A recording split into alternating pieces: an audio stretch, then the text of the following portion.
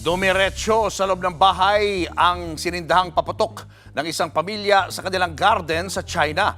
Mabuti na lamang walang nasaktan. Nasa frontline ng balitang yan si Mon Gualvez.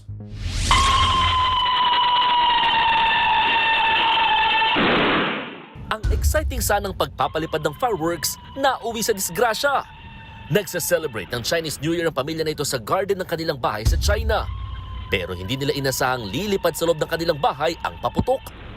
Sa isa pang kuha ng CCTV,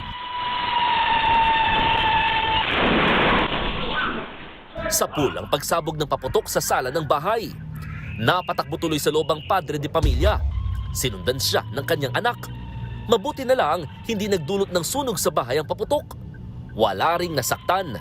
Lesson learned sa pamilya na medyo lumayo-layo sa kanilang bahay kapag magpapaputok.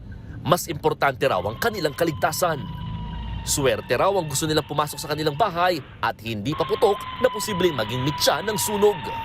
Nagbabalita mula sa frontline, Mon Gualvez, News 5. Mga kapatid, Julius Babaw po. Para sa komprehensibo at makabuluhang balitaan at talakayan, mag-follow at mag-subscribe na sa social media pages ng News 5.